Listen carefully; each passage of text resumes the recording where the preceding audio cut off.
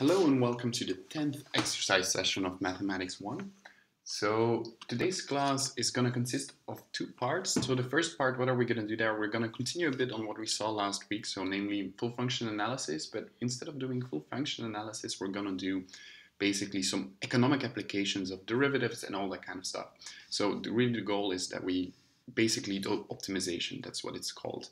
So basically you get a certain type of function and you're interested in, well, what is the optimal point, or what's the maximum, what's the minimum, and then we're going to discuss a bit more about relative minima and maxima. So relative minima and maxima, I'll get more to it later in the video, but basically what you need to know comparatively to the previous video we just talked about maxima and minima. But what are these? Are they local? So does that mean like this just makes like a kind of like relative spike in the function, or is it truly the highest point a function can reach, or the other way around for minimum, right? So that's what we're going to have a look at first. Then secondly, we're going to have a look at integrals. So I'll make a different video for it. This week it will kind of like be a warm-up for integrals. We're going to look at some basic integrals, we're going to look at some defined integrals, and we're also going to look at a little bit of, well, some tricks already. So the first trick we're going to have a look at is the substitution method. Other methods like partial integration, splitting things up by partial fractions, those will be for a later week. So today, really, we're going to look at optimization problems and integrals at the beginning. Okay, that being said, as per usual, you can find a theory overview of both of them at the beginning of their respective classes. So all the way at the beginning, page 1, you get a theory overview on optimization, and then if you scroll down past the solutions for that part, you find at page 6 you find a theory overview of integrals. It's not a full theory overview because, well, not all of the methods are already there. I've opted not to put everything there in one go because I think it would be too much, but when we get to next week, I'll just post this again with a more detailed explanation for all the other techniques. So if we look at the theory overview, there says finding an extremum, and as you'll see, it looks very much the same as what you would do for full function analysis, just with a couple of things left out. And as we discussed in the previous exercise session, the extremum test is not always necessary, right? If you look at your first order derivative, well, it allows you to already glance what you're dealing with. Here, in this case, because you're not doing a full function analysis, you can basically still make the choice between the two, but sometimes this extremum test will be much quicker than doing basically an investigation of the sign of your first order derivative. I'll give a couple of examples of that. Okay, but before we get that, I want to draw your attention to exercises of the series 2.1, so 1 and 2. I'm not going to solve these. These are basically, well, more warm-up exercise and things that you will actually see in your economic classes, but I just kind of want to glance over what do we expect you to do in these exercises, because that's not always clear. So for the first exercise, if you read that, what are we actually interested? We're interested in finding the marginal cost at a certain quantity, and then also evaluate that what if we were to increase it with 1 unit. So how would we do that? Well, what we would do first and foremost is the marginal cost. And the marginal cost, how do you calculate that in general? Well, if we assume the function is continuous, we can take a derivative of that. So basically, the marginal cost, so this is your total cost function. How do we get from there to your marginal cost function? Well, you derive it. And what do you derive it to? Most often you say to the quantity. And then you get your marginal cost. So deriving from there to there, you get your marginal cost function. So we want you to calculate this and then kind of check, well, where is this, if we have this marginal cost function, what does it tell you at a value 100? Then we also want you to evaluate what's now the difference between just doing this, right? The total cost of 101 minus the total cost of 100. So what would happen to the total costs if you increase with 1 unit? And then think about what's the difference between these two. Okay, so that's for the first question. Then for the second question, we're asking you to find, well, price elasticity. A quick recap of the formula will tell you that it's this, but I'll give a brief explanation of what this actually means. So basically what you get is dq over dp. So you derive the quantity to the price times pq. So what does this actually mean? Well, here, let me rewrite it a little bit because, well, these things, well, these little d, q, dp, what does it actually mean? Well, it's kind of a limit, right? If you remember, well, if we were to rewrite it, what we get this limit, right? Where delta p moves to 0 of delta q, remembering that q, that's a function of p, so that means that if we increase p, well, or decrease p, this is gonna have an effect on q, over delta p times p and q. Okay, now let's forget about this limit for a little bit, right? So what's actually written here? Well, if we rearrange this a little bit, what do we actually have there? We have delta q over delta p over p. Sorry, not delta p, over p. So what does this actually mean? Well, this is the percentile difference that a small change causes, right? So these are percentages, and this is actually what your price elasticity will talk about, right? So in this case, well, your percentile difference in quantity caused by the percentile difference in price. Okay, so that's basically pretty much the explanation I'm going to give you on that. I hope this makes sense and it makes it clearer also what you're doing in these economic classes. But now that you know this, well, this should not be a problem to calculate and see what you end up with.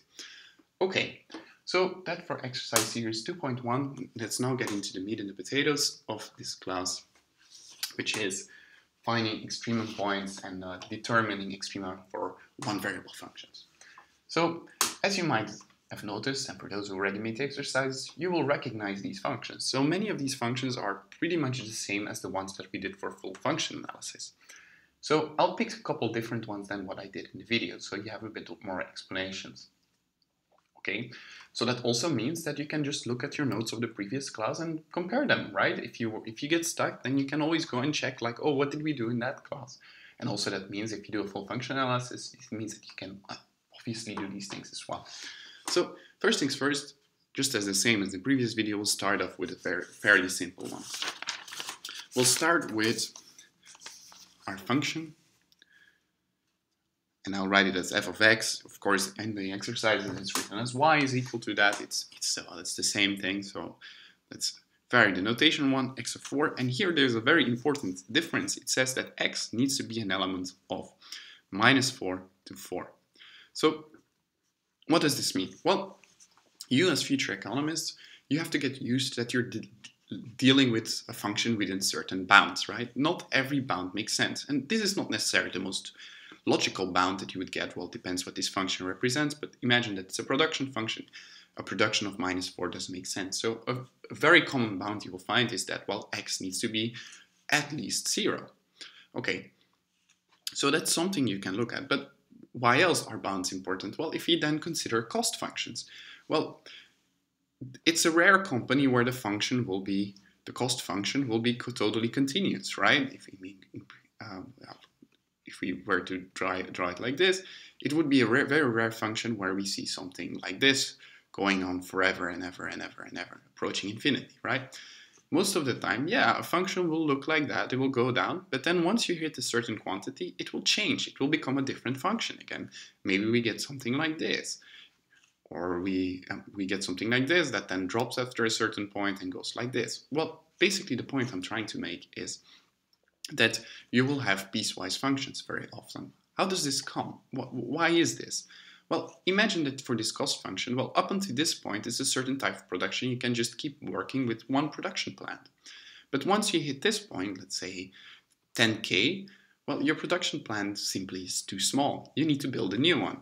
And this, of course, creates all kinds of new costs. And then when we're at 10K and one good, basically that means that you have this production plant all for just, well, making one good.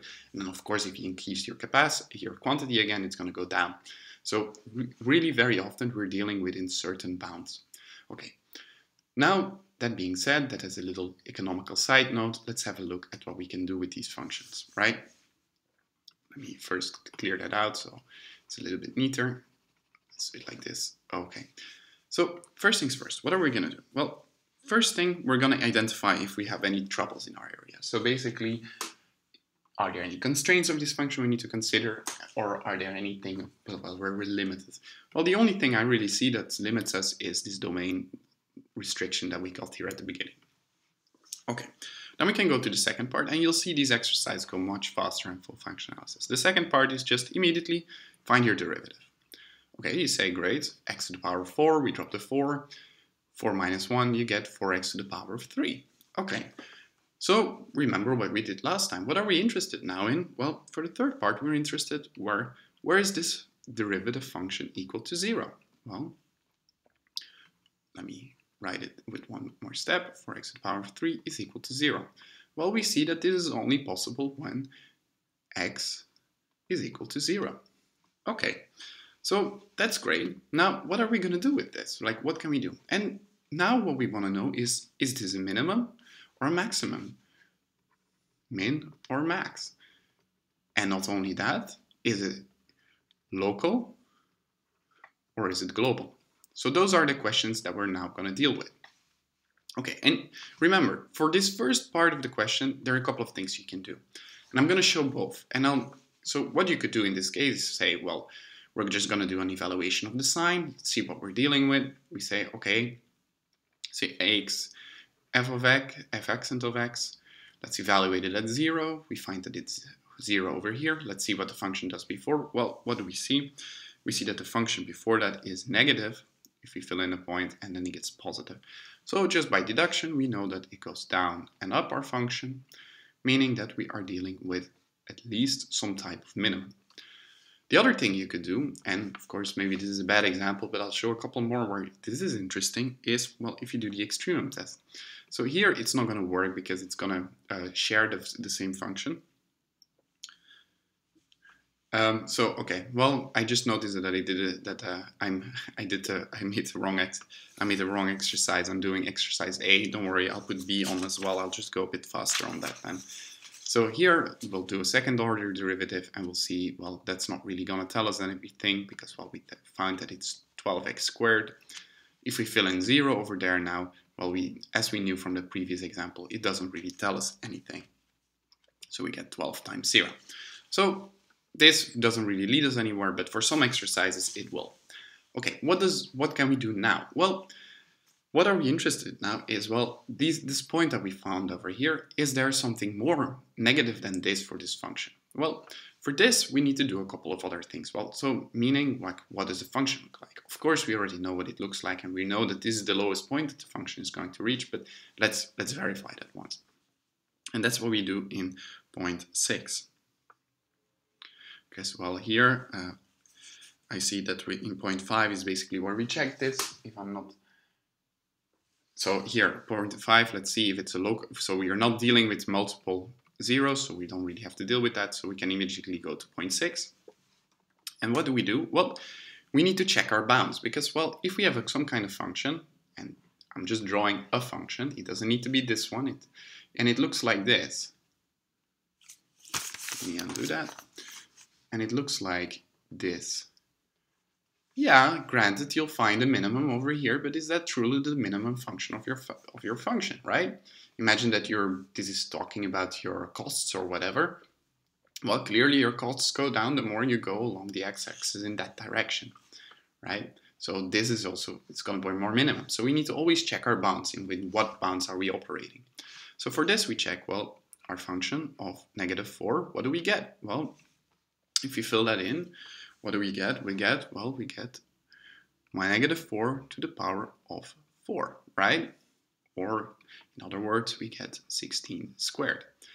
If we evaluate it for 4, what do we get? Well, we get pretty much the same thing. We get also that it's equal to 16 squared. Okay, so these are clearly higher points. So these are, within your domain, they are the maxima. So the maxima. Now, if we look at, well, the point that we obtained, which was a minimum, so there is no conflicting information here because, well, this is going to go down, right? And these are clearly higher points, so within our domain. So I have to be very clearly about it. This is not a necessary global maximum for the entire function. It's a maxima for the function within that domain. So if we now check our function at the point that we found for our derivative, we fill in 0, well, we find that our function is 0 over there, right? So that means in there, and also looking at this, well, we know that the function goes down and then afterwards up. There's not really any difference there. We know that this is going to be the minimum. And even here, because we know that the function goes down, and then we can actually already say that this is a global minimum. Global minimum. Okay, so basically these are all the steps you need to run through. Okay, so as I promised, because I made a mistake, let's do B as well. So for B, I'll go quite quickly over it. It's not that hard of an exercise, but here we have f of x is equal to x squared plus x, where x is again an element of -4 to 4. So first things first, what do we check? Do we have restrictions? Well, our only restriction is the one over here. So then we can immediately go to the second step, where we find the derivative of this. So we say f of x is equal to 2x plus 1, right? Okay, great. So where is this equal to 0? So that's immediately what we're going to identify in the third step. So where is it equal to 0? Well, it's only equal to 0 where x is equal to -1 over 2. Right? All we did is equal this to 0 and then work it out. Okay, so now what we can do is, well, what are we dealing with? Are we dealing with a minimum or a maximum? And of course you could do this. You could say x, then f accent of x. What are we dealing with? We say, well, here at -1 over 2, 0, and we know that the function is first going down, then it's going up. So we know that the function looks like this. So we're again dealing with a minimum. But this is maybe more cumbersome because in this case, well, because it's a very straightforward function, you can very easily say your second order derivative. It doesn't take any time at all. You just see, well, that's equal to 2, and 2 is always greater than 0. Following the logic, then that means that this is going to be a minimum. So you can opt between both paths, but sometimes this is faster and sometimes this is faster, right? So pick cleverly. Pick the one that's the least work for yourself. Okay, then let's say 5. Again, there's nothing else to compare, so we can leave that out. Okay, then now we're going to evaluate our domain and the point we found. So we say our function for x is equal to -1 over 2. Well, if we fill that in, we get that this is 1 over 4 minus 1 over 2, or in other words, this is equal to -1 over 2. Let's evaluate that once we have filled everything in. So here we get f, we'll fill in -4. So this is another bound that we need to fill in. We get here that this is 16 minus 4, or in other words, it's 12. And then f of 4, it is again 16, but now instead of -4, it's going to be +4. So we get here 20. So what does this actually mean? Well, this means that this is going to be some kind of minimum. It's going to be our minimum. For here, we know that our function is going to behave like that, minimum. And actually, we can talk about that it's quite a global minimum. And then here, between these two things, well, what's going to happen? Well, we can see that this is a maximum of the function within that part. So in case of doubt, you just say, well, I don't really know. It must be a local minimum if you don't see the arrows. But basically, what I really want you to remember is that you always need to check, well, within these bounds, what's happening there, right? Are these bounds more extreme than the points that you've found within your function? Because they will actually tell you something, right? Again, if I draw the function like this and you draw your bounds over here, well, you could find this maximum. Yeah, truly, that's a maximum. Some kind, but it will be less high than this point over here. And then if we look at the minimum, well, we see that because the way we chose our bounds, we can check our bounds at both sides, and you'll see none of the bounds will actually be lower than that. So then we can say within our area, this is going to be the minimum. Okay, so as I promised, this is exercise B. So now let's have a look. You already got one on top. Let's do exercise E, which is a bit more challenging. So exercise E, let's move on to that one. Here we have our function f of x is equal to x to the power of 3 over x squared minus 1. again, restricted to a certain bounds, we see that it's x elements of minus 3 over 2 to 4 included. Okay, so let's identify if we have any restrictions. Well, the first restriction we have always is, well, our limitation on our domain. But the other one that we see now is that x needs to be different from positive, negative 1, because we're going to have asymptotes there. So we always need to be careful with that. Okay, so over here, we need to be careful. So then here we have this thing that we need to check. Okay, then we can move on a little bit further. So we say, okay, once we know that, let's just take the derivative of this. So what do we get? We get f accent of x. Well, that's going to be equal to 3 times x squared times, well, our denominator times x squared minus 1 minus, now just x to the power of 3 times the derivative of what you found in your denominator, 2x. And all of that over x squared minus 1 squared. Okay, great. Very, very interesting. Well, now that we have this, well, let's simplify that a little bit and let's see what we end up with. Okay, if we simplify this over here, what do we get? Well, we get that here we get 3x to the power of 4 minus 3x squared minus 2x to the power of 4, all of that over x squared minus 1 squared. Right. Okay. Let's go on a little bit further with that and let's see what we get now. We get here we get x to the power of 4 minus 3x squared. All of that over x squared minus 1 squared. Okay, then we can move on to the third step, and now we're interested, well, where is this point equal to 0? Right? So we already know that here we have some asymptotes that we need to be careful of, right? So what do we get? Well, we find that this is going to look like this. So we say,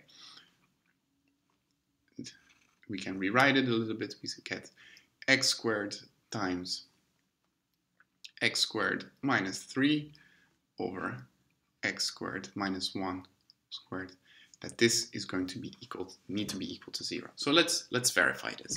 So what points do we get? Well, we get a point where x is equal to 0. We get a double root over there. We get, well, these points where we need to be careful. They don't match, so far so good. And we get that x is equal to plus minus the square root of 3. Okay, great. This is good, but we need to check now something, which we didn't have to do in the previous examples. Are all of these solutions within the domain we're interested in, so that we're not doing too much work? Well, plus the square root of 3 definitely is, 0 definitely is, but negative square root of 3 is not. It's not part of our solution set. So we can say, well, great, but this is out of the solution, this part, right? We're not interested in, because it's not a feasible thing according to what x needs to be equal to. Okay, now we have all of these points. Well, what you could do is take again and go to step 4 and take a derivative of that. But in this case, you already feel, well, the derivative of this thing is going to be quite cumbersome, right? You're going to be going quite long at it. So what do you do? What do you say? Well, maybe it's more interesting if we just look at the function analysis of our first order derivative. So we're interested in what x to the power of 4 minus 3x squared does, and what x squared minus 1 squared does. Well, we already know that this thing is going to have some interesting points at 1, negative 1, and 1. Let's maybe make a bit more room. So we say 1. Then we know that here, this point over here, well, we still have the negative square root of 3, which was outside of our domain. We have 0 in between, and we have square root of 3. So these are all our interesting points. So we say, well, here, this is going to be 0, here is going to be 0, and here is going to be 0, and this thing is going to be 0 over here. What else do we know? Well, we know that this is always going to be positive, right? This function is always going to be positive. Let me remove those zeros here. I'll just write that these are asymptotes. So it's going to be positive pretty much everywhere because of that squared, right? So now let's have a look at this. Well, where is this going to be negative or where is it going to be positive? Well, let's evaluate at 1, for example. And here I forgot my negative sign. So evaluate it at 1. So this is positive. And here we get 1 minus -3. So it's going to be negative. Well, remembering that x is 0 was a double root, we can say, well, this is going to be negative again. And these are going to just alterate then. Bringing all of that together for our function, we can start looking at some stuff. Well, we know it's over here is going to be negative. Then it's going to become 0. Maybe I should have made a bit more room. Let's say here there is a plus sign. Then it's going to hit an asymptote at -1. In between that, well, this is going to be positive. This is going to be negative. It is going to be negative. Then at 0, it is going to be 0 again. In between that, it's going to be negative. And over here, it is also going to be negative until we hit the asymptote. I see clearly I should have made some more room. So here, either we're going to hit an asymptote again, then over here, it's going to be negative until we hit the root at square root over 3, and then it's going to be positive. Okay, so let's draw a couple of these things. Well, what do we know? Here, for our function, what does this mean? It means that before that, it's going to go up, then it's going to go down, here it's going to go down, down, here it's going to go down, and then up. So when we consider our extrema, we already know a couple of things. Well, we know that here, this point is an inflection point, so we're not really interested in that. That doesn't really tell us anything about being a maximum or a minimum. This is going to be some kind of maximum, and this is going to be some kind of minimum, right? Okay, now let's evaluate this. So let's evaluate what happens around here. Okay, so how to do that? Now, step 5, well, we need to evaluate first between these 2 points, whether we're not dealing with, well, another kind of more interesting point. Well, we know that this point is out, so at square root over 3, so nothing really interesting happens. We only have this point here to evaluate, namely square root of 3. And of course, still these. So we say, step 5, again, we don't have anything really to evaluate. We only have this one root to take care of. So then we can immediately go to step 6 and we can evaluate what happens around this function here, right? So what do? Well, we get our function and we fill in our first number that we're interested in, well, square root of 3, and we evaluate that. Then we do the same for both of our bounds. We are interested in evaluating f minus 3 over 2 and f is equal to 4. If you were to calculate that, what would you get? Well, you would find that this is 64 over 15. This is negative 27 over 10. And this is square root of 27 over 2. So what does this tell you? Well, it tells you a couple of things. Well, first what it tells you is that this is going to be a local minimum, because there is clearly a point that's smaller than this. And if we look at the point at this function over here, well, we can kind of see it as well. We get the square root over 3. Well, we see that here at negative 3 over 2, well, if we look at it over here, it's all going to be relatively low. We know that this is going to be smaller, and we also see that if we fill in the point. So what do we get? Well, we know that this is our minimum within our range over here. And then you can say, well, let's have a look over here. What else do we find? Well, we know that over here, we are going to get that this is 4, so 64, 15. So if we look at that, well, what do we get? We get that it goes, so this is going to be some kind of maximum. Okay, but here I clearly want to draw your attention to something else, because, well, what do we see over here? Well, we see that these are minimum and maximum, as I've told you, if we evaluate these points, but we have to be a little bit more careful in this case, because we see that we have these asymptotes over here, right? So what do these asymptotes mean, these vertical asymptotes? Well, very often it means that the function tends towards these things, right? So that the function is going to, well, go to positive, negative, infinity, and these are obviously much greater or less high than these things. So let's have a look over here. Well, we see that this goes down, and it goes down. So I strongly encourage you to draw it once, but if you remember what it looked like when we made the drawing last week, well, I can quickly sketch it up what it would have looked like.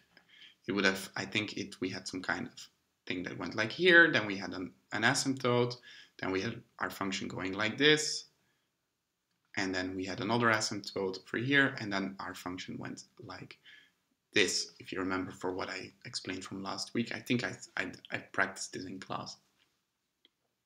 It looks more or less like this, right?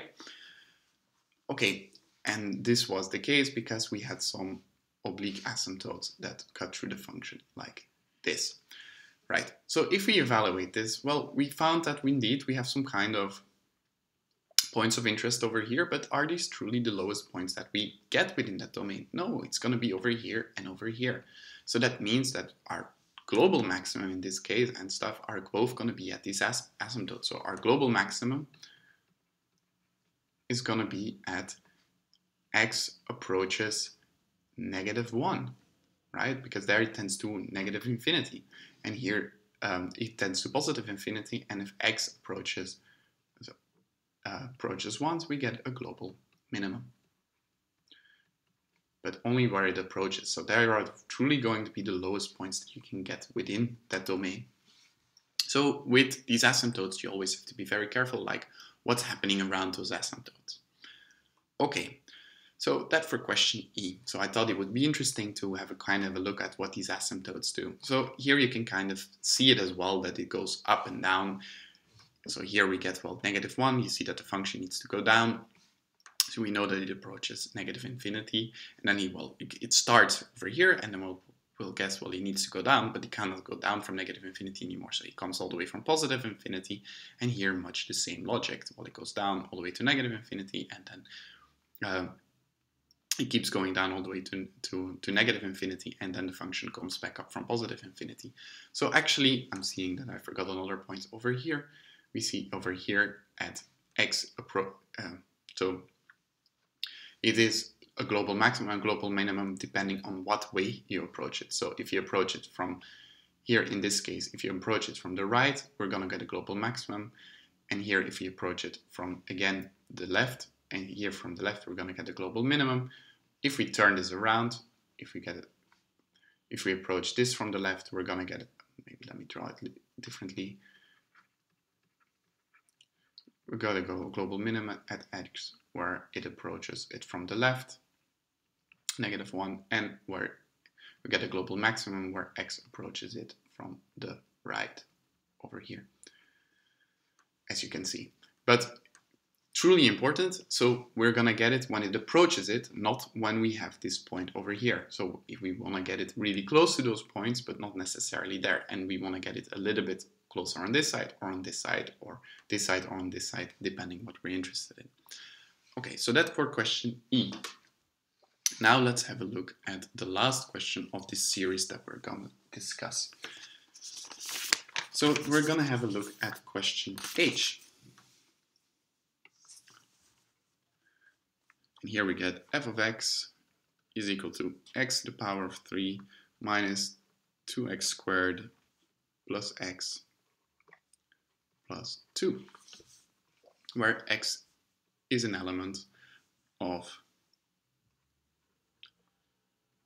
-2, 2. Okay, first step, well, let's have a look. Are there any restrictions? Well, the only restriction we see is this, so we're already done. Then let's have a look 2. And there we say, well, first order derivative of this, where this is equal to first order derivative, we're not equaling it to 0 yet, we get that this is 3x squared minus 4x plus 1. Okay, now we're interested in our third step. Well, where is this equal to 0? Well, this is going to be 0, or only if we solve this thing over here, we get that our discriminant is equal to 4. So in other words, we get that x1, x2 needs to be equal to -b, so 4 plus minus the square root of 4, 2 over 6. So that tells us we have two solutions. We have the solution 1 and 1 over 3. So then we can go to the fourth step, and now let's see, well, what can we do? Like, how are we going to evaluate this, right? And yeah, you could make an evaluation of the thing and actually you know what a squared function should look like. You know that it's going to be cup-shaped, so you already have some strong feelings about this, what it's going to look like, right? Right? So the first order derivative, you already kind of know what it's gonna look like. But that being said, we can, in this case, fairly easy just take the second order derivative, which is, I think, much less cumbersome. So we get that this is 6x minus 4. Now, if we evaluate this, what do we get? Well, we get the second order derivative at 1. What does it mean? It means it's equal to 2, which means it's greater than 0, or in other words, that we have,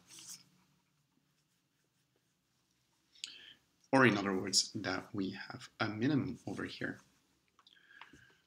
And then if we evaluate it at 1 over 3, what do we find? Well, 6 times 1 over 3, we find that that's 2, negative 4, so it's minus 2, which tells us it's smaller than 0, which tells us we have a maximum.